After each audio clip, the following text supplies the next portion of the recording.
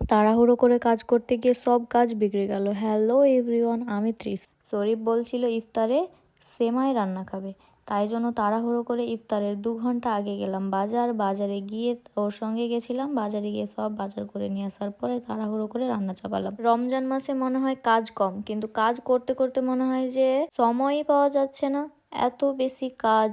আর সারাদিন শ্বশুর বাড়ি এসেছি, এসে বাড়ি ঘর 1 মাস পরে এসেছি, বাড়ি ঘর পরিষ্কার করতে করতে একেবারে হাঁপিয়ে গেছি আমি। তারপরে সেমাইটা আমি ভেজে নিলাম।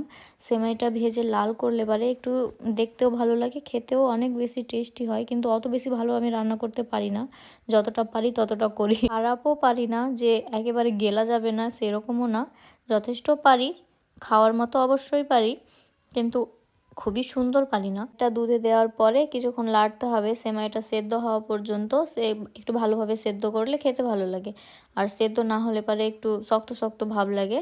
তারপরে আমি ভাবলাম যে এটা সেমাইটা যতক্ষণে হয় ততক্ষণ আমি ফলগুলো ইফতারের জন্য কেটে রাখি।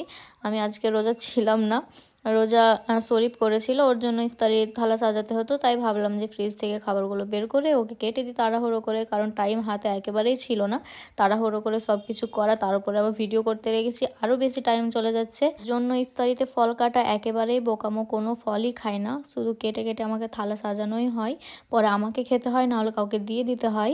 ওকে শুধু ইফতারিতে ভাজা পোড়া দিতে হবে, বেগুনি ভেজে দিতে হবে, পেঁয়াজি ভেজে দিতে হবে, ঝাল বড়া করে দিতে হবে, মুড়ি মাখিয়ে দিতে হবে। এসব খাবার পেলে খুব খুশি। কিন্তু যেসব খাবার খেতে হয় ইফতারিতে, ফল খেতে হয়, কারণ সারাদিন না খেয়ে থাকাতে শরীরটা অনেকটাই খারাপ লাগে, অনেকটা দুর্বল মনে হয়। কিন্তু কে শুনে কার কথা? ও তো আমার কথা জীবনে শুনবে না, বলবে আমার পেট ভরে গেছে, আমার পেট ভরে গেছে, আমি আর খেতে পারছি না, পেটে জায়গা নেই। এরম করলে হয় না। ইফতারিতে ফলগুলো ভালো, ফল খাওয়ার পরে ভাজা পোড়া খেতে হবে অল্প, হ্যাঁ খেতে ইচ্ছে করে, কিন্তু আগে ফলগুলো খেতে হবে। ফল খাওয়ার পরে যদি আমি ওই ভাজা পোড়া খাবারটা খাই, তাহলে শরীরটাও খারাপ করে না। আর যদি আমি মিষ্টি খাবার বা ভাজা পোড়া খাবার প্রথমেই খেয়ে নিই, তো পেটেও ব্যথা করে। আর বাজার গেছিলাম, বাজার থেকে ইনস্ট্যান্ট লাচ্চা পরোটা এনেছিলাম। ইনস্ট্যান্ট লাচ্চা পরোটা বলছে গরুর মাংস দিয়ে ইনস্ট্যান্ট লাচ্চা পরোটা খাবো, তাই মাংস আগে থেকে রান্না ছিল। ইনস্ট্যান্ট লাচ্চা পরোটাটা নিয়ে এসে আমি শুধু তেলে অল্প করে ওকে ভেজে দিয়েছিলাম দুটো, ওই দুটোই খেয়েছে। ফল তো খাইনি, অল্প খেয়েছে। মনে হয় প্রত্যেকটা খাবারই যদি ইনস্ট্যান্ট পাওয়া যেত তাহলে খুবই ভালো হতো, কষ্ট করে বাড়িতে রান্না করতে হতো না।